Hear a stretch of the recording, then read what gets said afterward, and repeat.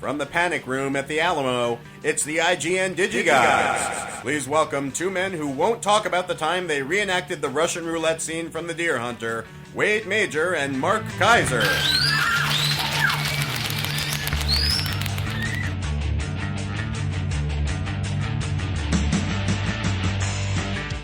And so the rabbi says to the priest, see, that's why we use matzah bread, right? I love that joke. One of my favorites. Absolutely. One of my favorites. There you go. I don't know what you're talking about. Here we are with the Digigods, Wade's Big Week.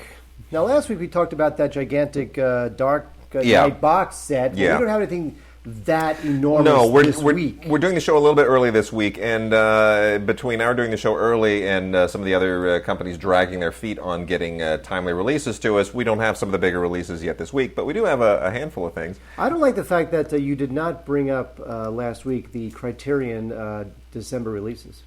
Well, by all means, fill us in, Mark. Well, here's the thing, Wade. Are you a fan of Nashville? Not particularly. Really? I hate to admit that. I know that's kind of sacrilegious, but look, I'd always heard a lot of stuff about Nashville. Here's the thing. Let me just backtrack a little bit and kind of fill in my Altman history. Well, hang on. Let me front track your backtrack by saying the reason why we're talking about this is because Criterion is releasing it in December. Yes, they are. December 3rd. And they have some great stuff coming out in December. I mean, it's going to be a great thing. Here's why I'm not quite on board the Nashville thing. I did not necessarily grow up with Altman films like a lot of people did. I grew up on, Kubrick and Truffaut and all that stuff. That was my art house exposure early on. So Altman, I was a little bit too young to really be into things like McCabe and Mrs. Miller, and I was, MASH was something I knew as a TV show, not a movie, right? So I kind of just, when I was born, I kind of missed the Altman train a little bit, so I was late to it. And I came to it when he was already kind of out of favor, making stuff like Come Back to the Five and Dime Jimmy Dean, and Streamers, right? When he was making that kind of stuff when I was in high school and I was, starting to work at the theater. And I was like, these weird little kind of micro-budget movies, and who's this Karen Black person? Right, that was the Altman that I was exposed to. And then, of course, he had this resurgence, and, then there was Popeye and the Player and all that stuff. When I was in film school, I saw Nashville. And I was like, oh, this is the big deal. And we saw it, and I just thought, that is just a great big convoluted, mismatched, boring monstrosity of a movie about a lot of people that I have absolutely no interest in. And on top of that, I was a little bit partial to it because Henry Gibson is in the movie. And Henry Gibson's son, Jimmy, had been a friend of mine in high school, or in junior high and going into high school. So I was like, Henry Gibson's funnier on Laugh-In. I want him to be funny. Right, so there you go. Wade, that's a great story because most people think it's a masterpiece and you don't. So basically, I don't know what you just said. Except to say that Criterion is releasing on December 3rd. Now, here's the thing, Wade. Now, we last week, our listeners enjoyed part 1 of your interview with John Badham, the director of Saturday Night Fever. Part 2 coming today. Part 2 coming today. Yes. But first, Wade, because I'm a music nerd, I'm going to talk about this Blu-ray because you shoved it in my face, and I said, wow, I got to watch this, and wow, it was awesome. The making of The Dark Side of the Moon by Pink Floyd. Now, for those who don't know, Pink Floyd's Dark Side of the Moon is regularly named as one of the best albums ever made. In fact, this album, let me tell you something, Wade. Yep. Now, here's the situation. You're saying to yourself, Dark Side of the Moon, whatever. Came out in 1973, who cares? How good could it be? Mm-hmm. Try to guess for me how many weeks Pink Floyd's Dark Side of the Moon stayed in the Billboard top album charts. How many weeks? 14. Dark Side of the Moon stayed on Billboard's album charts consecutively, week after week, for 741 weeks. Wow, 741 weeks? 741 weeks. I don't even know how many years that is. What is that, 16 years? 17 that is from 1973 to 1988. Holy crap. And it slipped off and then came back on. But the record is 741 weeks. Okay. So this is a total, complete, and utter masterpiece, much like Nashville. And this Blu-ray, The Making of the Dark Side of the Moon, it's pretty definitive because it includes interviews and performances with David Gilmour, Nick Mason, Roger Waters, and also the other guy, Richard Wright. Those are that's Pink Floyd.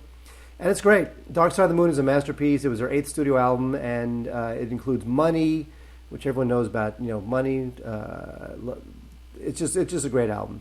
So you got to check out Pink Floyd making the Dark Side of the Moon. If you've never heard of the album or never heard the album, I would maybe start by listening to the album first. Wow. And then because there was some drama there, because as everybody knows, David Gilmour and David Gilmour and Roger Waters famously did not get along. Apart, fell out. They fell out, and because Roger Waters is a genius, and Dave Gilmour just wants to do his guitar solos. Exactly. So there's a lot of animosity there, and regarding who really was the brainchild of Pink Floyd. But anyway, this is great stuff. It looks at it track by track, and it's just a masterpiece. Love it. It's totally ahead of its time and still holds up. Check out The Making of the Dark Side of the Moon. Swanky. A bunch of classical music I'm going to go through real quickly because I know our fans are real big fans of opera. But, so anyway, here we go. A lot of stuff coming out here from Naxos and the various labels that Naxos handles, and some really good stuff in here, some other stuff that's kind of a little bit more generic. Benjamin Britten's Death in Venice. Awesome. There are operas that I like. There are operas that kind of really tax my patience. Death in Venice is great. Benjamin Britten is fantastic. This is on Blu-ray from Dynamic, featuring the Teatro La Fenice in Venice. Oh it my is God, the Teatro La Fenice in Venice. Really good. Wait. I know. If you're a Wagner fan, I got a couple of things for you. Tristan and Isolde from Art House Music, the Berlin opera. This is on 2 DVDs, not on Blu-ray. It's a really good staging of it. I saw Tristan and Isolde, all 6 hours of it, here at the Music Center some years ago. Christy took me, believe it. That's love, right? Here, I'm going to take you downtown, and we're going to sit and... That's not love, that's torture. We're going to watch six hours of an opera. And it was really awesome. It was. The art direction was amazing. How many intermissions were there? 6 hours? 1. What? Yeah, 1. It was 1. 1 big intermission. And then also for fans of Wagner, there's a Blu-ray. It's a documentary by Hans Christoph von Bach, which is about a Buenos Aires event where they tried to stage the entire Wagner Ring cycle on a single day. Really, really interesting. They show just the evolution of how they stage it and they plan it and so forth and so on. It's really a freaking interesting documentary. I have to kind of be into opera a little bit, and you have to know the Ring to really get all the nuances of it, but it's really interesting. 3 on Mozart's. There's Requiem, which is the Lucerne Festival Orchestra. Then there's Don Giovanni with the gosh, I don't even know how to pronounce this. Star Wars? You know what?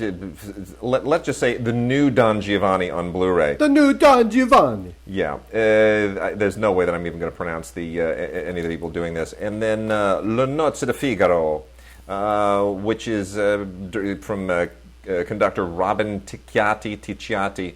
All of these are really, really good. Not anything groundbreaking, but they're perfectly serviceable renderings of Mozart operas. Puccini's La Funicula del West. I know I'm murdering that. From the Royal Swedish Opera House. Really interesting, actually. Very nicely done. I'm not familiar with it, generally speaking. Puccini, I'm kind of hit and miss with the music. Rossini's Ciro in Babylonia. This is really actually quite interesting in terms of the art direction and the costuming. And then finally... finally! Yes, Verdi's Ambalo in Maschera from the Leipzig Opera. Boy, this is taxing all of my Italian stuff. Which also has some amazing artwork and art direction and costuming. Pretty cool. And then lastly, from the New World... this is Andris Nelsons doing a bunch of stuff from Charles Ives, John Adams, Igor Stravinsky, and Antonin Dvorak. Bruckner's Symphony No. 9 by Wolf Lieder, conducted by Wolf Lieder from Opus Arte. Those are both on Blu-ray. A fantastic Blu-ray of the 60th anniversary concert by the Israel Philharmonic Orchestra, conducted by Zubin Mehta. With Daniel Barenboim, and really pretty awesome. There's some Bach and some Vivaldi, Mozart, Brahms, and no Wagner. Go figure. 60th anniversary. Why would the Jewish Philharmonic not want to play Wagner? No, this is great. Isaac Stern, Itzhak Perlman. I mean, this is like just legendary performances here. This is really outstanding. And then lastly is Stravinsky's Le Secret du Printemps, which and this also includes L'Oiseau de Feu, the Firebird, Some great choreography here by the famous Nijinsky, who you've seen the movie Nijinsky, right? And of course. Yeah. I mean, I saw it 48 years ago or 75 years ago or whatever that was. Anyway, great stuff. Wonderful. And that's a DVD. And it's really, really nicely put together, and I wish there were a Blu-ray of it, but unfortunately it's not. So you got to live with the little the DVD book. It's kind of done as a digipack deal. Anyway, all right, there's that. Mark, yes. Could you please explain to me? I leave this fully in your hands. I don't understand. Nicolas Cage. The only person who has made worse career choices than Nicolas Cage over the past few years is John Cusack. What happens when the two of them make an absolutely horrible, horrible career choice to be in the same movie together? And the funny thing is, this is not a Millennium film. This thing has Millennium written all over it. I know, doesn't it? Isn't that weird? You look at that and you just think, oh my gosh, it's an Avi Lerner special. He got a script and he just said Nick Cage is desperate and John Cusack is desperate and they both come easy and I can throw some money at them. They'll be in a movie and they won't even question it. Here, be in my movie. But it's not. He probably threw that script at Pacino and De Niro instead. I don't understand this. But why would... I mean, I understand... Let me take a step back. I understand the appeal to John Cusack of wanting to be a bad guy, of wanting to be like the killer, to be the mouse and the cat and mouse. Yeah, I get that. I get the whole thing. But it's not a very good movie. I'm going to say something controversial. Yes. I'm going to say that within 5 years, Nicolas Cage will have a huge television series. Matthew McConaughey-esque career renaissance. Between 3 and 5 years. You really are a dreamer, aren't you? Did anybody ever think that Matthew McConaughey would have any sort of career renaissance? Absolutely. You did not. Of course I did. I'm just saying that. Of course I did, because he was in... You see, I'm a big fan of 13 Conversations About One Thing, because the sisters who made it, the Sprecher sisters, are friends of ours, and nobody else... So you like it because you know the filmmakers? No, but because nobody else is aware of that movie, because it really didn't get a whole lot of play, but because we are friends with the filmmakers, we've seen that movie numerous times, and Matthew McConaughey is so unbelievably good in that movie. He is so phenomenally, spectacularly good. He and Alan Arkin carry that movie. And if you've seen that movie, you know how good he can be as an actor. Well, and I've been waiting for him to just sort of say, you know what, I'm going to wash my hands of all these stupid rom-com things. I'm going to let Gerard Butler kind of take all that crap and run with it, since he seems to be much more into it now. And I'm going to go do real movies. And I knew he had that coming, because we heard stories from the set of 13 Conversations. And McConaughey is really the consummate actor. He's not that guy. He's not that, hey, I'm going to be the player. Oh, man, I don't want to fall in love. He's not that guy. He really is. He's a family man, and he's very focused on his craft, and he really is all about the acting. Well, I guess, and why did he make all those bad choices in romantic comedy? I know. Well, he made his money. Let's put it that way. He made his money. Well, this movie, which, by the way, is not as bad as we're making it out to seem. There's some good stuff in it. It's...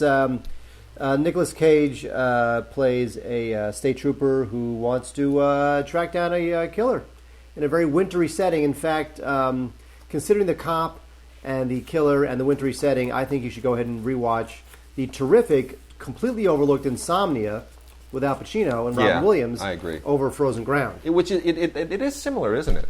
Yeah. Yeah, it's similar. There are some. Thought about that. There's some visual similarities. There's some narrative similarities there. So this is kind of like a poor man's Insomnia. But you know what? A lot of it is pretty familiar.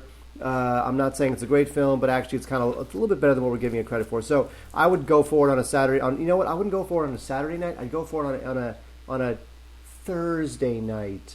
Thursday night, staying in. Want to see two actors who we generally enjoy be in a movie that's good, not great. Very nice. See, I bet they won't put that on the DVD box. No, of course they won't.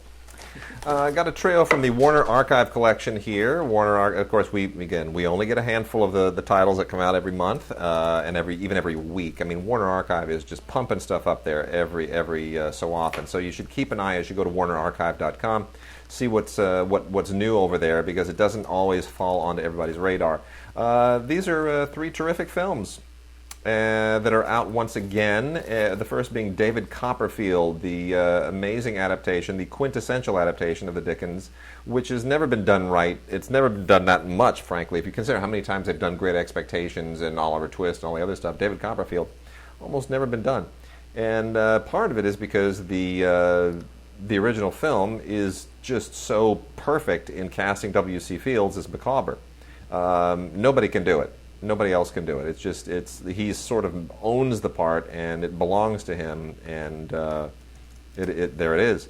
The film, of course, was produced by David O. Selznick, who was the mega producer of the time. He had not yet done Gone with the Wind or Rebecca, but he was still a big deal, a big cheese. And it's a really good movie. Maureen O'Sullivan, Lewis Stone, Freddie Bartholomew. It's just an absolutely fantastic movie. Of course, directed by George Cukor. And a wonderful adaptation. I don't think it's the best adaptation of a Dickens novel. I think that still has to be Great Expectations, the David Lean film. But this is a pretty great movie. Also out once again, thank goodness, as part of their deal with Paramount, is Targets. And Boris Karloff in the very unusual movie Targets, because Boris Karloff didn't actually act for Peter Bogdanovich in Targets. Do you know the story of this? Please tell us. Here's the story of this, and I know this because Targets was a film that we wanted to cover when Ray and I made Schlock. Targets was a kind of a central film that we really wanted to address, because we had nailed down Bogdanovich to do an interview for us. Ray flew to New York to interview Bogdanovich, and the whole thing. I mean, we were like, we got to get some footage from Targets. And we were able to get footage from all kinds of other movies. I mean, we got a lot of... People who've seen Schlock, they know we really knocked it out of the park with the footage in that movie. Targets, however, being in the Paramount library... Now, this is the irony here. This is why this gets into such irony. We contacted Paramount and said, could we really want just a few seconds of Targets, just a few seconds. And after it was impossible to get hold of the people at Paramount who even controlled all the rights. And when we got hold of them, they're like, I'm sorry, what movie? Targets. It's in your library. It's a Paramount movie. Peter Bogdanovich, his first film. Peter Bogdanovich was given a shot to make a movie. He was a critic, right? You know who he is, right? Peter Bogdanovich. He was a critic, and then Corman gave him a shot at directing, and there's a whole... Yeah, what movie? Targets. Go look it up. Do you have a library? Do you have a catalog? Geez, stop asking. It's Targets. Targets. They come back to us. Are you sure we have that? Yeah, it's your movie. Okay, fine. And eventually they're like, oh yeah, it's ours. Okay, yeah, we $25,000. We'll give you 30 seconds, and the rights revert back to us in 5 years. It's like, are you kidding me? Are you seriously out of your mind? It's a little documentary. That's more than a quarter of our budget. What the hell's wrong with you people? 25.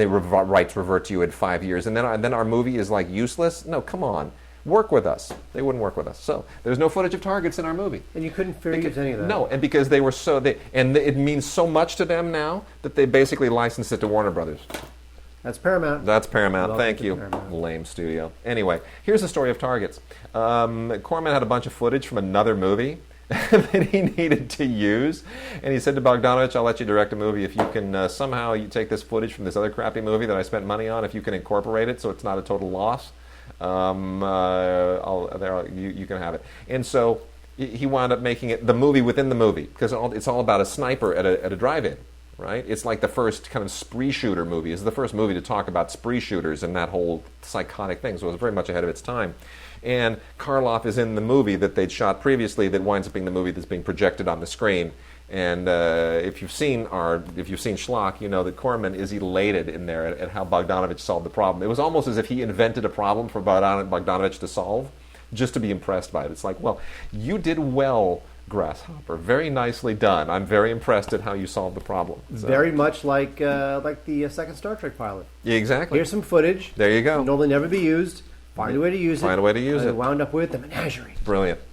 And then this seems an appropriate year to re-release King Vidor's Hallelujah. You know, this is turning out to be a watershed year for black actors, black filmmakers, black screenwriters. I am not a fan of The Butler. However, I recognize that The Butler has become kind of a zeitgeist thing. 12 Years a Slave is starting to look like the odds-on steamroller favorite to win the Oscar, assuming that Steve McQueen doesn't act like a jerk in any interviews between now and Oscar time, which is far from certain. But, and then on top of that, we've got the Mandela film with Idris Elba coming out. We're going to talk about another thing of his in a second. This is like becoming a watershed year for black actors and filmmakers in Hollywood. And Hallelujah, the King Vidor film, from 1929 is a bit of a big deal all on its own as well.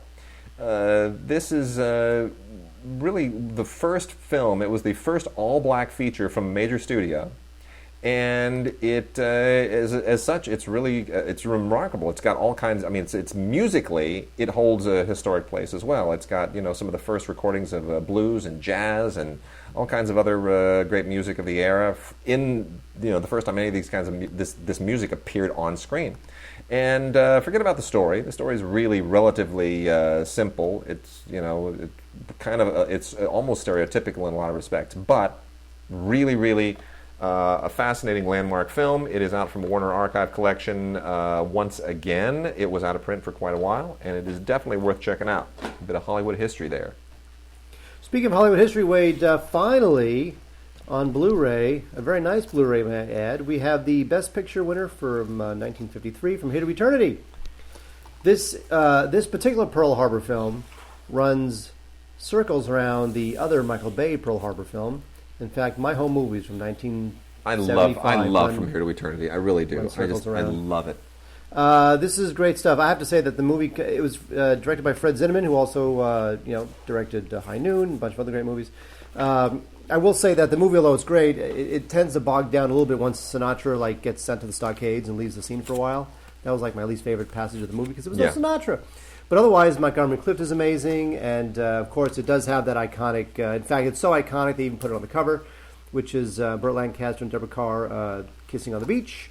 So great stuff. There's an audio commentary here from Tim Zinnemann, Fred Zinnemann's son, and Alvin Sargent. Now, Alvin Sargent has been around for many, many, many, many years. He's the guy who writes the Spider-Man movies, right? He actually he was resurrected by Sony president Amy Pascal to write the Spider-Man films, even though at the time he was he must have been in his 70s when he started writing the Spider-Man films. But the thing is that's why those films are good. Of course, old school screenwriter with old school sensibilities. Yes, you can have the special effects and you can have the big whiz-bang fight scenes, but the human factor is because of old school guys like Alvin Sargent. Look, and Peter Morgan is the only screenwriter today who has those chops, I think. And again, that's one reason why a movie like Rush is just so unbelievably freaking good.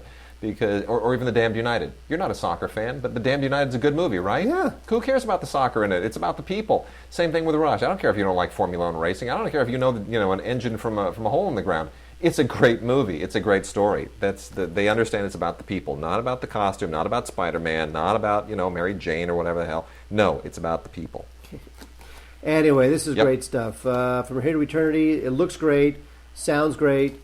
I maybe thought there'd be better extras, but you know what? The making of is pretty good. It works. The audio commentary is terrific. So you know what? From Here to Eternity, a Oscar-winning Best Picture. Any Oscar-winning Best Picture is almost an automatic recommend. And we are now going to segue into some television. Of course, we have part 2 of the John Badham interview coming up later in the show. And while we get into some TV.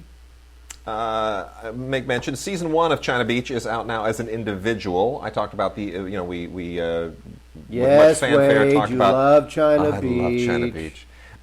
We talked about the complete series when it finally made its debut. Now they are releasing individually the seasons. So if you prefer to not get the big Mondo set and just kind of snatch these individual seasons as they arrive, you can do so, effective immediately. The first season, again, not the strongest season of the show. This is when everything's kind of falling into place, but it has some damn good episodes. Wait. Really damn good episodes. You just admitted that not every moment of China Beach is brilliant? No. But you do have some good featurettes on here. How it all began, highlights from the cast reunion in 2012, and gosh, everyone looks really good in that. And, of course, interviews with Dana Delaney and Chloe Webb, and selected commentaries. This is, I just love this show. Best show ever in the history of television. And then, Mark, I gotta say, I am shockingly impressed with the series Arrow. People love this show. People love that show. They really do. I am shocked that I was like, oh gosh, here we go. This is the new thing, right? DC and Marvel, they've done their animated deals. They're making their big feature film. Now we've got to try and take over live-action television. And we already saw how that worked with DC and their stupid Wonder Woman Resurrected series. That thing lasted like 14 seconds. That was horrible. And I thought, Arrow, okay, great. Of all the DC superheroes you're going to put on television, seriously, Green Arrow, really? Are you kidding me? Like that's the one. He's going to be doing their little Robin Hood thing, running around in tights. I'm going to save you with my bow and arrow. I thought this is going to be the dorkiest show I've ever seen. And I got to tell you, it's good. It's a good show. Complete first season, Blu-ray DVD Ultraviolet combo. They do to this a little bit what they did to a little bit what Nolan did with Batman, which is they're finding the dark edges to the DC heroes, which is strange because everything now DC is turning Marvel and Marvel is turning DC. Marvel were all these angst-ridden dark heroes, and now they're all fun and frolicky and wisecracky.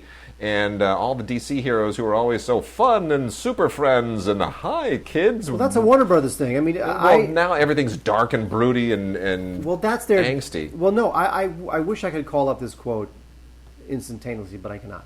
But some Warner Brothers guy, top guy, I forgot who it was. Maybe it was what's his name. He said that from now on, all of our superhero films will be broody because it was working for the Batman trilogy. Yeah. So because it was working for the Batman trilogy, that means suddenly every single superhero film they have has to have that same aesthetic, even though, of course, every character is different. Yeah. But no. Because the Batman broody aesthetic made a lot of money, we'll make everybody broody, so everybody will make a lot of money. Well, basically here, he's a billionaire. He's been on an island for years, and he comes back to Starling City, which is now like Gotham, all corrupted with crime, and it's horrible. And they've swapped out his little Robin Hood cap for a hood, which is a smart move, because the Robin Hood cap with the little feather, that was never working. That was not going to work. It was working in the comic. It works in the comic. It ain't going to work here. And there's of course a very complicated kind of dark backstory, and with his family and his father and all this stuff, and it's you know what, they've done a great job, and I think it's going to be really interesting to see where it goes in the future. Tons of special features here, tons of special features on the effects and the choreography, and they're really good. They've done a great job. So really interesting to see where that goes in the future. Wait, South Park Season 16, this thing never ends. And creatively, I don't see any reason why it would, only because the production schedule for this show is so tight. 8 days. 8 days? Yeah. That they get constantly creatively renourished by whatever's happening in the news. Yeah. You know? So here you've got, now this is from last year, but you got, the boys at the Republican National Convention, so it gets kind of political there. You've got a spoof of The Shining, which is terrific. I mean, it's plus the fact that Matt and Trey do the voices, that they get to just sort of goof off and just go, and they just do that shtick. And I didn't realize that they sounded like Beaker from the Muppets. But it's easy. It's not like you have to get these real actors together, like on The Simpsons or scripts. They can just sit down and they just do the shtick themselves, and it's very easy when it begins, when that kind of an accelerated production schedule begins with the guys who created the show doing the voices themselves. They could just go down in the basement and just go, I got a great idea, let's record this. It does have that kind of seat-of-your-pants guerrilla filmmaking quality to it. So, I mean, yes, South Park, in theory, could go on forever. A show I hope doesn't go on forever. In fact, a show I'm surprised that's lasted as long as it has is Beauty and the Beast on the CW. This is the first season on DVD. Yeah, this is not to be confused with the Ron Perlman series. No. This is just terrible. It's got nothing to do with Beauty and the Beast. I don't really understand the why they even named it that. It's like, it's almost just to be cute. And what's funny is that because this is a CW show, not only is the beauty beautiful, but the Beast is even more beautiful. Because, like, when you're a CW show, the Beast can't be an actual, like, malformed person. No. It has to be like the world's hottest man with like one scar, like a half-an-inch scar, and he's the Beast. It's just terrible.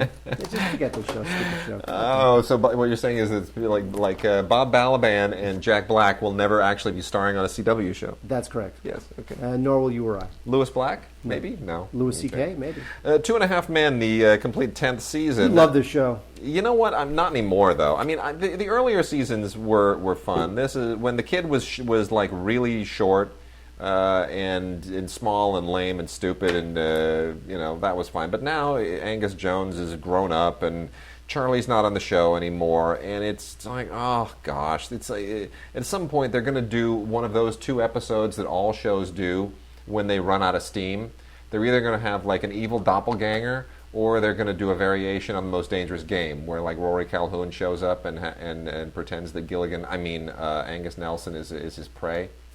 Yeah, that's where everything goes haywire. Anyway, no, Ashton Kutcher's on the show now, and it's still on, but it's just, I don't know, it's missing a little something. It really feels like they're just trying to keep it going just because Warner Brothers wants to keep it going, and I don't know. It just doesn't have the same panache. Speaking of panache, Two Broke Girls is on CBS, and one of the top sitcoms on television.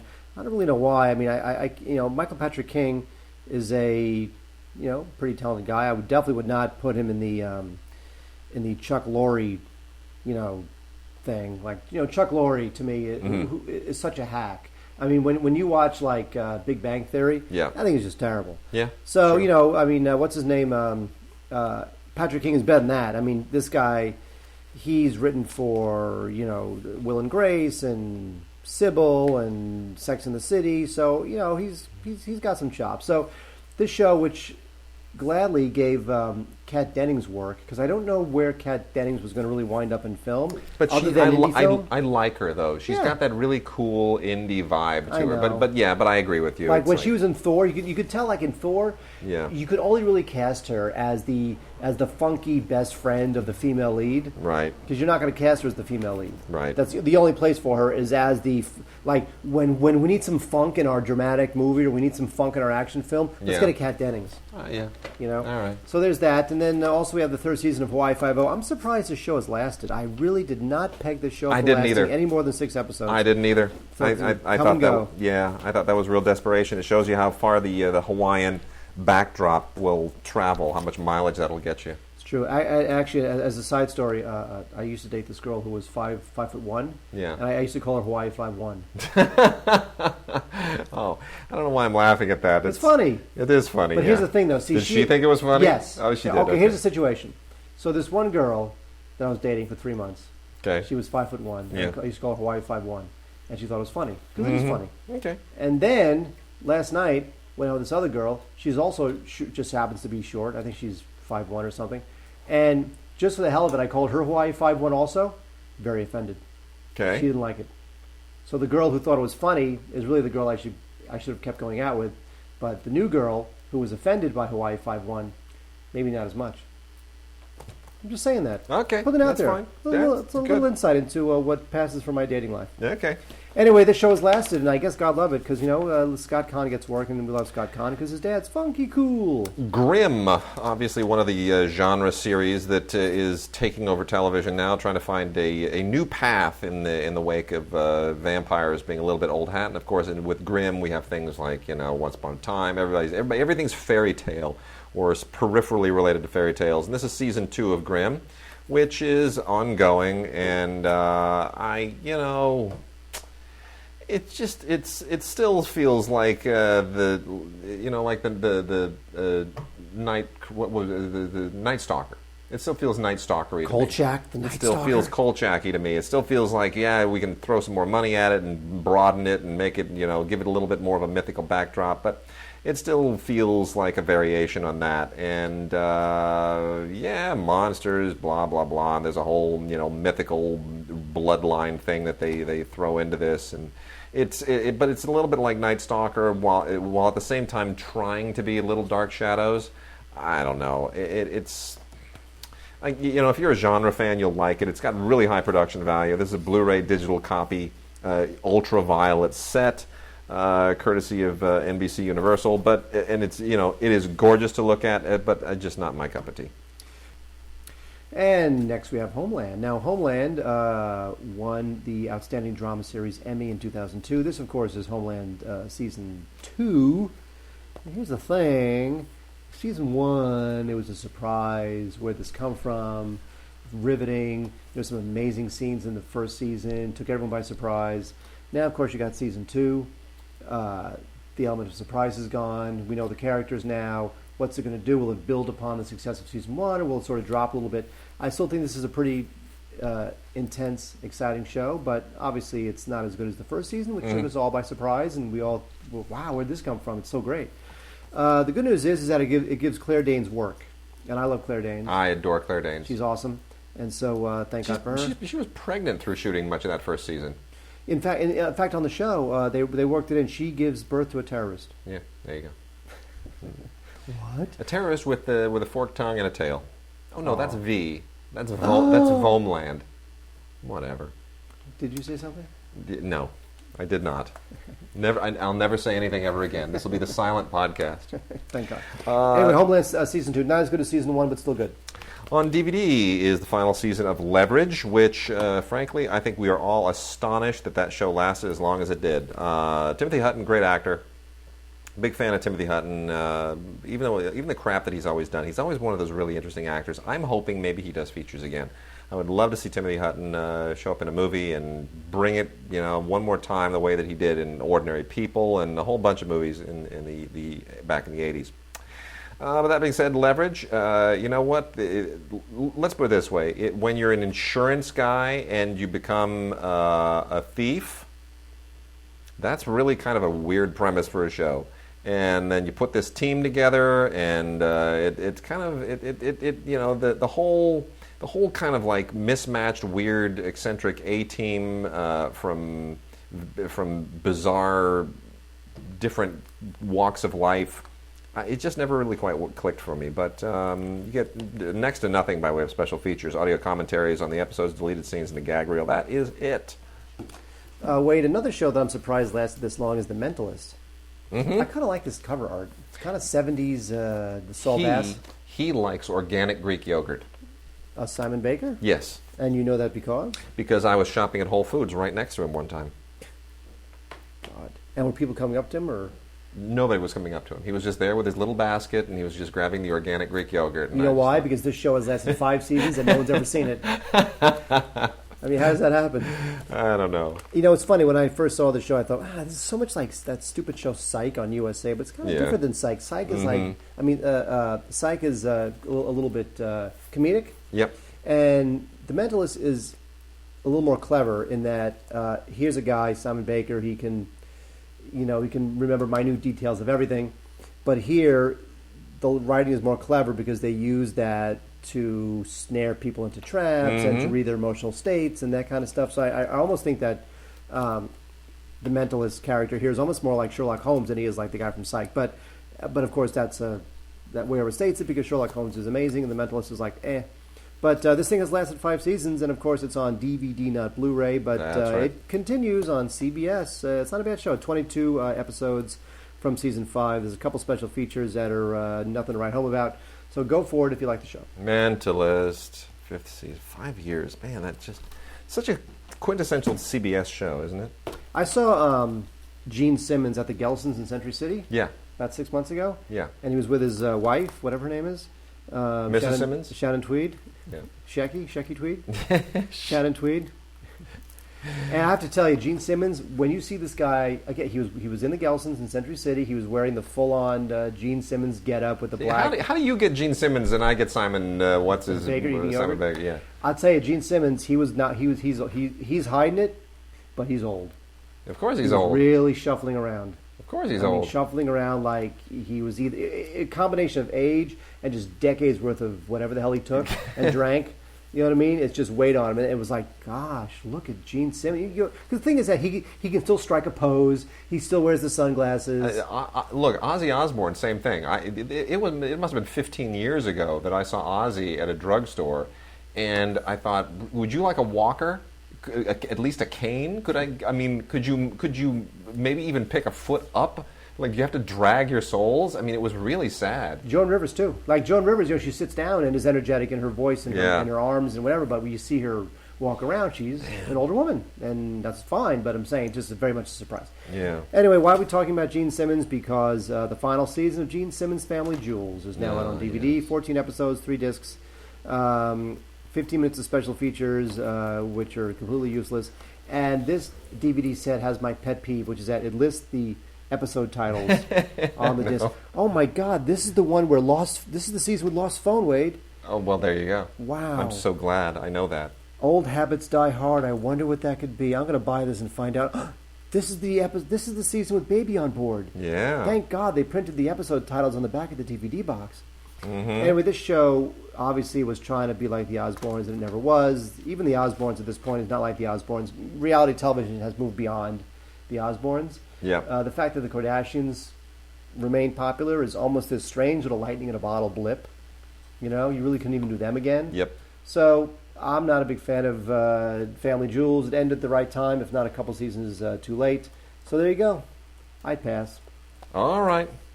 Well, I'm going to go through some really quickly from the amazingly super cool label Megahertz Networks, mhznetworks.org. They continue to grab these really unbelievably cool, they're specializing, right? It's this really super cool detective stuff from overseas, Italian, Swedish, Danish, German, blah, blah, blah, French, whatever. They just keep grabbing all of these really, really cool overseas detective shows. First one I got to make mention of is Alain Delon in Frank Riva. Which is a super cool series, French detective series with Alain Delon, who, of course, was a big mega star back in the 60s and 70s. And it's just so cool seeing him play this really cool detective who used to be an undercover cop. And after 25 years, he comes back in. You know, they drag him back in because he has to look into the murder of his brother. You know, and he brings all of those crusty old skills to the fore, and it's really, really well written, and it's really cool to watch. From Italian television are the Inspector Vivaldi Mysteries, which is actually surprisingly funny in many respects. He's a crusty old dude, and his family is just really not what he would like for it to be. His wife's left him, his son is gay. Everything at work sucks. Everything in his life sucks, and so all he's got is just his ability to pretty much solve any crime turned his way. And far more interesting is the Don Matteo series. They sent me 56 episodes, and I have not gotten through all of them, I must confess, but because it's been some busy weeks with the radio. But Don Matteo is a really cool show, and the reason it's cool is because it is about a priest who solves crimes. And I know like Father Dowling. See, I knew you were going to go to Father Dowling, and there's Father Dowling is lame because it is lame. It's lame. It's it doesn't work. It's too cute by tenfold. It's got Richie Cunningham's dad stars in it, and it just doesn't work. And then you also had the very, very good British series with Derek Jacobi. Father Dowling Mysteries. No. With Derek Jacobi as the medieval monk who solves all the crimes. Cadfael, right? You've had Cadfael. Father Dowling Mysteries. No, Cadfael's a really good show. But anyway, this is much closer to Cadfael, but it's contemporary and it's really, really cool. It's just really well written. The episodes are not repetitive. It doesn't have that Law and Order CSI problem where once you get acclimated to the beats of the show, you're like, okay, this is he's the guy with the thing with the hot. But you love that in Law and Order. It's Law and Order is so formulaic. You love Law and Order. It is, but what's interesting is that the Don Matteo, they actually develop the character over the course of the show. That's the nice thing, is that it's not sort of like every episode starts and we're back to square one and we have the same beats. It's a little bit more like Magnum PI in the sense that if you watch it over the long haul, you start to see that they develop certain aspects of his character and he changes, and relative to earlier episodes, it's nicely put together. It's good stuff. Wait, in seconds, Wade. Yes. We're going to have part 2 of our interview with John Badham. Part 2 in seconds. There's some British TV things that Mark absolutely hates that do merit mention. Let me pull... You do that while I download the BuzzFeed app for my iPhone. You do that. And I just downloaded OS 7. Idris Elba looks like he's quite likely to be an Oscar nominee. Now, mind you, this is going to be the most competitive Oscar year probably in decades, in at least 20 years, maybe even 30 or 40 years. It's unbelievable. Which is bizarre, because all we do is complain about how bad movies are. But you know what? Honestly, I went through and I made a list of all of the potential Best Actor and Actress nominees. You've got at least a dozen actors, who could wind up being nominated for an Oscar. Like front-runner status. Like, not only be nominated, but could win. There are 12 guys who could conceivably be in the running to win. I would say only 2 of them are sure nominees. The rest, I wouldn't want to even speculate. So one of them is Idris Elba for playing Mandela. And if you want to get a look at some of Idris Elba's earlier work, definitely check out Luther 3, now out from BBC. A lot of people saw him in The Wire. A lot of people saw him in a few people saw him in Pacific Rim, more people in Korea and Japan. I saw him in Pacific Rim. I like Pacific Rim. Well, good for you. You should be very proud. But he got a Golden Globe last year as Best Actor, is playing John Luther, and this is the third miniseries, Luther 3. That's why it's called Luther 3, third miniseries, where he just nails it, you know. And yeah, sure, it's like an obvious thing. He's a cop. He's a tough guy. He plays to his obvious physical attributes, but he's a really good actor, and it's a really, really good show. And then The Hollow Crown, the complete series, is so freaking interesting. I can't believe it. Did you follow this, the Hollow Crown? It's a really interesting thing that they did. They wanted to do the complete kind of Richard through Henry trajectory of William Shakespeare. So Richard II, Henry IV Part 1, Henry IV Part 2, and Henry V, all together, with Ben Whishaw, Jeremy Irons, and Tom Hiddleston anchoring the parts. Ooh, good trio. Right? Oh, man. It nails it. And what a great supporting cast you get here. I mean, you get people who normally would have been starring in, you know, their own things, like Patrick Stewart, who I saw on stage as Macbeth. John Hurt, who I also saw on the British stage, not in a Shakespearean thing. Julie Walters, David Suchet, David Morrissey, Geraldine Chaplin. I mean, this is an amazing cast. Unbelievable the people who show up in this thing. Richard Griffiths, who I also saw on stage. So this is really a wonderful thing. They did a great job putting this together and creating kind of an epic mini-series out of some Shakespearean plays. First rate, The Hollow Crown. Well done. Well done. Well done. Well done. And let's see. Really super quickly, we've got Smiley's People with Alec Guinness, the John le Carré. This is with new bonus features on the first ever Blu-ray release. And this includes a 20-minute interview with John le Carré. I don't know that the Smiley's People will ever make it necessarily to film. I know they're trying to do all the le Carré Smiley stuff again, right, as feature films. It's going to be awfully hard to do some of them because they're so elaborate. But I don't know, maybe they'll strip it down the way that they did with the... Well, this is the Smiley's People is sort of the sequel-y thing to Tinker Tailor Soldier Spy. Yes, exactly. Which a film I absolutely loved. Which is a good film, but I don't know that Smiley's People will I mean, do you know? Are they planning on trying to do another one? Or well, the thing is, you know, I mean, I think they can if they get the right people back in those same parts. Smiley's People is I don't know. Pretty, maybe they can. Maybe but they can. Maybe it's an easier adaptation. You can't say they can't do it because it's too convoluted, because God knows Tinker That's Tailor true. is convoluted in itself. Yeah, that's true. And let's see, some Doctor Who. We have some old Doctor Who, the Patrick Troughton years, Troughton, however you pronounce it, 1966 to 69. This is the Ice Warriors. He's one of those crusty old Doctor Who's who did it all in black and white. And then you've got Doctor Who Scream of the Shalka, starring Richard E. Grant. This is animated, people.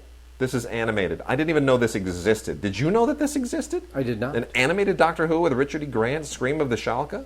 It's utterly strange. I was totally unfamiliar with that. So that's I don't know that I like it all that much, but it's an interesting novelty. And then the recent Doctor Who's the complete 7th series is out on Blu-ray with Matt Smith basically knocking it out for one last time before it goes back to an old guy, the old Scottish dude whose name is escaping me right now. And, you know, the newer Doctor Who's obviously higher in quality and production value, and that is a gorgeous Blu-ray.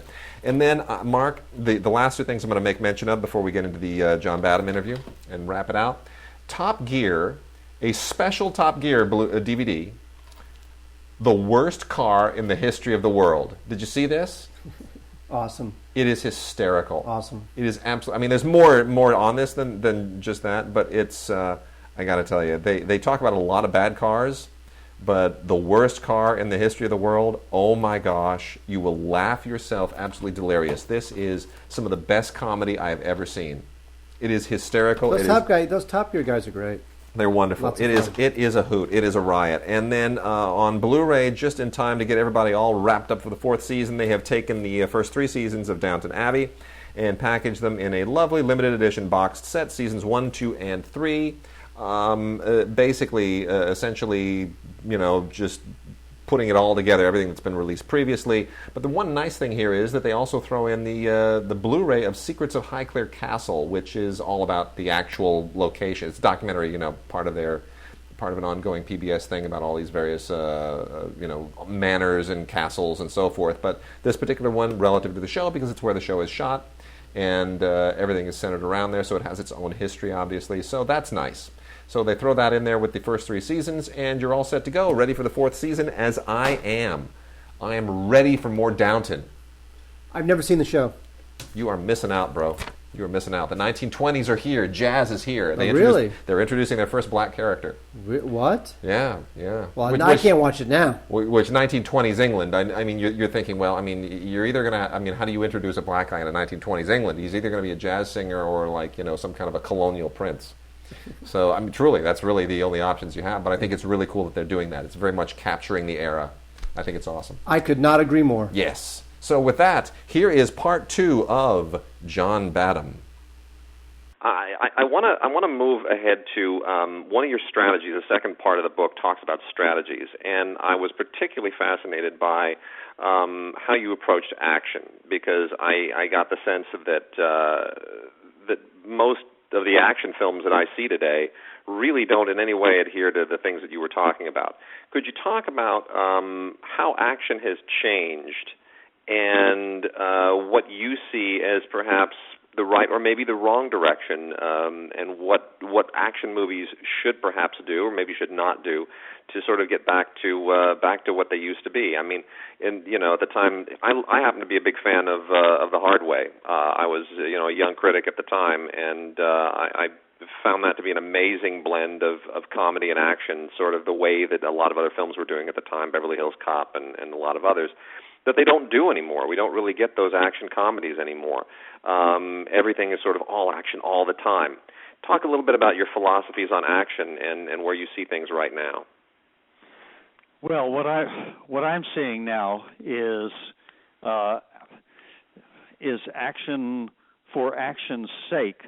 That's not necessarily telling the story very much.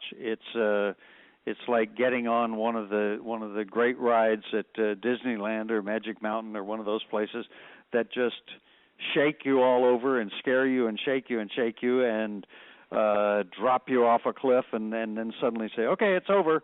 And you walk away and you're kind of staggering and you go, oh, well, that was exciting, but I don't know what it was. Now, for me, an action sequence should do all of that, but it should tell you a story in the process. It should be really clearly in the service of some kind of goal that the characters have. They're trying to escape from this guy. They're trying to kill the Transformer. Whatever the thing is, we should see the story progress, not just a fight for a fight's sake, and that's what we see a lot of in the movies today.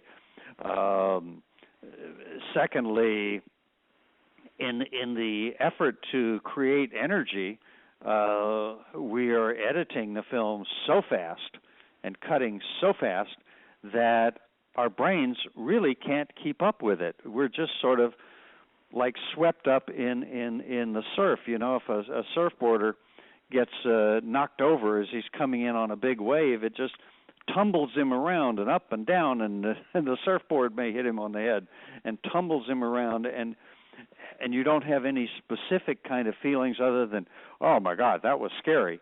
And that's what a lot of these action sequences are like. You don't know who is who or who's doing what to whom. It's just going so fast, and that our brains can't keep up with it.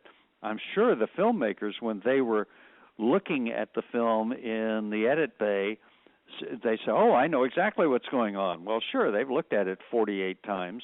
Of course they know.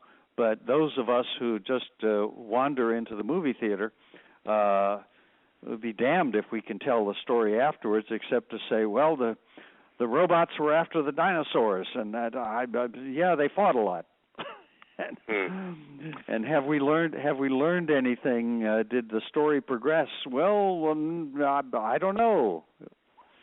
So I think that's a kind of loss of storytelling talent, is what it gets down to, just by thinking you can make a lot of noise and beat a lot of people over the head, and that passes for excitement. And you really underline the idea that we should not be disoriented by an action scene, which is pretty much what you were just saying. Is when someone gets hit in the head with a surfboard, and you're completely disoriented in the action scenes now, and you're supposed to just sort of assume that this is supposed to excite me. And I rewatched Blue Thunder not too long ago, and was particularly impressed by the fact that, yes, I know where I am every second of this movie. I'm aware of my environment, aware of my geography, and obviously the movie itself, the story, requires that, because it's so much about who's watching whom, who is where, relative to whom. There's a certain voyeuristic and element to it. But in all your films in general as well, action and otherwise, you're never disoriented, and I think that's really one of the great...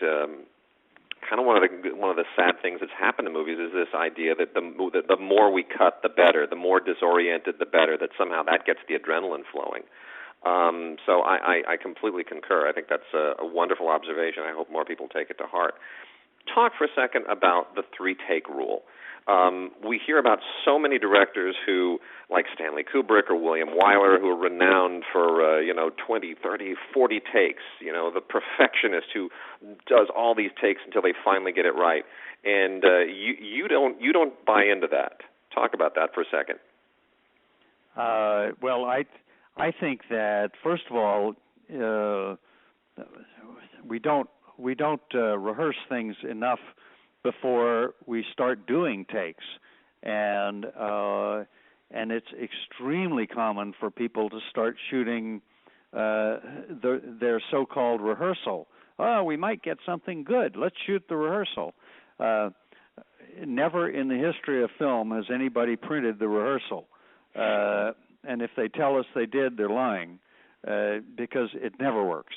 And all you've done is gotten everybody nervous and wasted either film or ones and zeros if you're using digital media, and unnecessarily gotten the actors all cranked up where you might have captured something good and it didn't happen. So that's one thing. Rehearse it until you pretty much get it right, and then start to do takes. And after a few takes, you will have gotten the best out of the actors. Now, when I worked with Laurence Olivier, he was somebody who got good about take 6 or 7, and up to that point, he was just kind of finding his way a little bit. So you have to make allowance for that. On the other hand, you work with John Travolta, and he's somebody who is good from take 1 on, or Shia LaBeouf, who's good from take 1 on, and so the 3-take rule shouldn't apply to just as a blanket rule, but trying to keep it to a minimum and not doing any more, because if you're one of those 40, 50 take guys, then you're just wearing your actors out. And can you imagine if you know that your director does like to do lots and lots of takes, and he says, okay, let's do the first one. You just go, oh my gosh, it's like I'm setting out on a 10-mile hike with no water. I've got to make it all the way up to take 37 before he's going to say okay. Well, that's just dispiriting. I mean, one thing, Clint Eastwood is famous for printing take 1, and and that gets everybody's attention, because my God, he's going to walk away from that set, and you just kind of are getting warmed up. Well, his actors, they instantly learn not to mess around. They get themselves ready. Interesting. And the famous story with Kevin Costner and Clint that was was really funny was in the, I think the film was called A Perfect World, and Kevin was playing an escaped convict, and they're doing a scene where he's got to get out of his prisoner's clothes, so he runs through the farmyard in the backyard and grabs some dungarees off the laundry line, and the next time we see him, he's got these dungarees on. So Clint has Kevin run through, grabs the dungarees, goes off. Clint says, "Cut. We're going on to the next location." And Kevin, who is like this, says, "Well, I'd like to do it again. I could do it better." Says, "No, it was fine." "Yeah, but I could really do it better." No, it was fine." "Well, if I tried it." Clint says, "Kevin, it's just laundry." And he moved on, went to the next location, and Kevin got so mad that he refused to come out for the next take on the next scene, and Clint just got his photo double and shot it anyway without him. So Kevin came out of his trailer just fit to be tied, and Clint looked at him with that kind of dirty, hairy look and said, "Kid, I might be the only guy in the world that can do this to you." And there it was. Well, boy, I'm running out of time here to hit a lot of the stuff that I want to talk to you about. I mean, I could go on forever like this. This is I wish we had 3 or 4 hours. I'm sure you don't. But let me jump to the latter part of the book. You go from the pitfalls to the strategies, and then to the director's checklist. It's a brilliantly methodical structure. What I find particularly fascinating is when we get to the checklist, you decide to use examples from Kramer versus Kramer, Juno, No Country for Old Men, and the remake of True Grit. I can't think of a more motley bunch of movies that have almost nothing in common, but yet it's a superb part of the book. What made you pick such an unlikely bunch of dissimilar movies? Well, first of all, I really like all of those movies. They, they spoke to me in some way or another. I obviously have a penchant for the Coen Brothers movies. There's 2 of them on that list, and yet to show, even when you pick up a motley bunch of movies, which is a good way to describe it, if there's good storytelling there, you can see how these kind of either rules or examples or things to look for exist in all kinds of scripts, including Richard III from Shakespeare. That it's there to be found, and when you're looking to figure out how do I best approach this script, or I don't know how to do it, I'm in the middle of it and I'm having a problem. If I ask some of these questions in any random order, I'm going to find answers, and anything decent that you're doing, any kind of decent script that you're doing is going to have these answers. You just have to dig a little bit, and a lot of our creative problems can be solved by asking the right questions. That's just so simple yet so superb. If there's one takeaway that I got from the book, it's a job, and treat it like a job.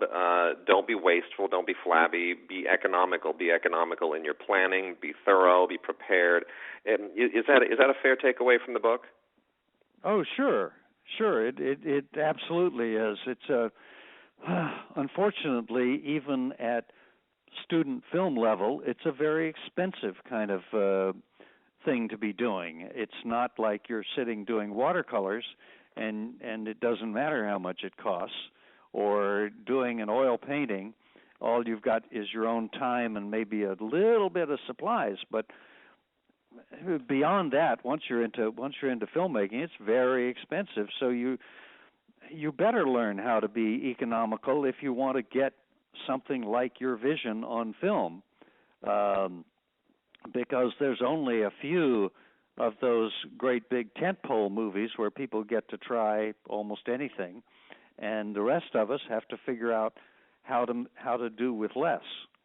And I think also those movies that try to do anything, if you pointed out earlier, they're so expensive now that if you kind of fall on your face by trying to do something daring, it may be the last time that you get to try it. I mean, the part of the book also you talk about the don't try to do these long, elaborate single takes. They might be flashy, but it's not economical or necessarily effective storytelling, which I certainly know a lot of movies where you'll watch this prolonged take and you wonder why they did it, because it doesn't really add anything, and it's kind of distracting at the same time. It's great fun to do them. I tell you that. I love doing them. I think, oh, this is so exciting, but invariably, as one editor said to me, I'm going to put my foot through your Rembrandt, meaning he needs to cut into it because there's a close-up that's necessary, and there's another thing that's necessary that you just couldn't include in that great single shot. But nobody's ever going to match that shot in The Protector. No, that's true. That's true. With the guy running up 5 stories and taking out 50 guys. Yeah. You go, how in the world? It's pretty great. Kind of, it's pretty great stuff. I want to just flash back for a second before we wrap up to Saturday Night Fever, which has followed you around from day one because it is such an iconic film, and we often forget again that was the year of Star Wars. But there are 2 things about Saturday Night Fever that I think are fascinating to revisit. Number one, that a lot of people dismissed the film at the time. It's the disco era, it's cheesy, and it sort of fell out of pop culture favor with the Bee Gees music. All of that stuff just kind of became so kitschy at a certain point. And then, years later, people like me wound up being shown the film in film school and being lectured, this is a great film, and a lot of people missed the boat at the time. And then suddenly it's revisited, and its reputation is greater than it ever has been. What was that like for you, kind of being on that train, realizing that now this is considered not just a good film, but one of the great films, one of the great iconic representative films of its decade? Well, I'm always excited when people recognize that there's more there than a brilliant Bee Gees song and songs and great dancing by Travolta, which is all of that is the whipped cream on top of this very substantial script by Norman Wexler, who managed to create characters and situations and dialogues in a way that looks so natural that you didn't realize what you were getting. And I know that at the time, a lot of people went to rip that movie off and do copies and say, well, if we just have a lot of great songs and cool dancing, we've got another Saturday Night Fever. And one by one, they went off the cliff, like lemmings, and fell into the ocean because they didn't have Norman Wexler's story with the foundation that made all the other stuff work. And I think that's part of the secret there. I just ran the movie over at J.J. Abrams' company, Bad Robot, a few weeks ago. They like to look at movies every so often, and the comments afterwards were exactly what you just said. The people saying, "Wow, I didn't realize this picture is really gritty, and gosh, there's a lot of substance and character in here." And you go, "Yeah, I know. It's so easy to get distracted by the wonderful music and the great dancing that you forget about the underpinnings that make it all hang together." It really is a sensational script, and it's I think people at the time sold Travolta's performance a little bit too short as well, because apart from the dancing and the clothes and the hair, I mean, he really captured this amazing kind of knot of hope and despair and frustration and dreams all kind of fused together in one of those dead-end neighborhoods that so many people found themselves caught in. It really was. It's a tremendous film, and thank you for making it. My second question on Saturday Night Fever is that was, to my recollection, the first movie where there was a re-edit for a lower rating on re-release. There was the R-rated version initially, and then they did a PG version sometime later. And that seemed to me to almost prefigure the PG-13 phenomenon now, where essentially we have R-rated movies that have been just changed a little bit, a little language taken out, maybe a violent scene, the edge taken off, just so we can make that PG-13 rating. And they always seem to be missing something. I think a lot of us watch them and realize they're doing this for commercial reasons, but they've also shortchanged what the story could be if it had just a little more edge to it. Would you talk just a little bit about the reasoning behind that at the time and how you felt? Because I'm assuming, and perhaps I'm wrong, that it was taken out of your hands for that re-edit. Well, as soon as Paramount could see that they had this huge audience that were flocking to it, in spite of the fact that the Hollywood community had instantly dismissed the film as vulgar and racist, sexist, every kind of ist that you could imagine. I got fired from a movie the day it was released because the word on it was so bad. So that was their initial reaction, and they were hoping that somebody would show up on the first day. Then they realized that they're making money hand over fist. In the theater down by me in Studio City, it ran for 26 weeks, and you go, what? Nothing runs for 26 weeks nowadays. So they said, well, gosh, we could make more money if we made it for the kids, so we would have to cut it down to a PG version to do that because the kids can't get in, which was kind of muddled thinking because the kids all got in. They all got somebody to take them in. It wasn't like an X where you couldn't get in. You just had to have an adult. And how hard is that to get in? So anyway, they said they were going to make the PG version. And I just said, okay, I can see you're going to do this. Please, I know where all the footage is, and I actually shot footage for television because I'm the only one that realized this film was going to go on television eventually, some point in its life. And so I shot coverage to make sure it could go there without having to destroy the movie. So let me do it. If it has to be done, it might as well be me that does it. So I went in to cut it down. The funny part was that when we got it cut down to size, we had lost 12 minutes out of the movie because of the profanity. Yeah. But thank God we had the coverage for television that just softened some of the areas. Yeah. So the final product, when they put it out, it didn't go anywhere because by that point, almost a year later, everybody, had seen the movie. They'd had it, and it didn't do any business, but it did form the basis for our television cut. Well, the interesting thing is you sort of set a model for John Carpenter with Halloween, just a couple of years later, which he did. He kind of followed a similar path with that film too, and a lot of people actually like the television cut better because it has footage that, again, that was novel for television. Well, what's next right now for you? Do you have any more books in you? Obviously, there was the book on directors and actors a few years ago, 5 or 6 years ago, I guess it was, and this, which I think should be required reading in film schools. Any other books? Any projects we should know about? What's sort of on the horizon for you?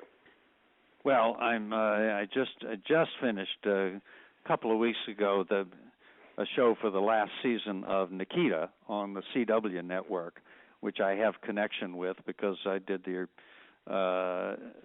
version of Nikita with Bridget Fonda. Point of No Return. Point of No Return, and so I've done several of these Nikita episodes, and I'm going off to do Supernatural, which is another CW show. And these are things that, I feel like I'm going to the gym. I'm staying up on current techniques and in tune with things. I just don't like to sit around when I could be out doing something useful. And hopefully some of these film projects that I've got in work, somebody will actually green light them, and we can get a good movie going in the theaters. Well, you've got a lot of fans and a lot of supporters among the listeners to our show. So we wish you the best of luck. Would love for you to get another one out there, and especially in the summertime. I think your expertise and your wisdom is much needed out there. It's becoming very quickly a very expensive wasteland. So, John, I thank you so much for taking time this morning and for talking to us. Best of luck with everything and with the book, and hopefully we'll talk to you again soon. Oh, thank you, Wade. It's great to talk to you. You too. Thanks. All right. Bye-bye. Bye-bye. And there it is, our two-parter with John Badham done. Part 3 is coming up. Never. Put the microphone close to your mouth for crying out loud. There you go. Sorry. Part 3 is coming up. Never. Never. No. So, Mark, do you have an outro for us this week? I have a new outro. We debuted it last week. You ready? Here we go. Well, are you ready to say goodbye? I'm ready to say goodbye. All right, folks. We will. Take us out. We will check you out next week. Don't forget to hit the Facebook page. Don't forget to send us emails. Wait, next week we got to do emails. We have not done emails. I know. For a while. We'll do listener mail next week. Listener mail next week. And send us some Vox boxes. But gods@digigods.com. Need Vox boxes. We have not had a Vox box in like 2 months. I know. We haven't had a while. So until then, good night, Simon Rumley.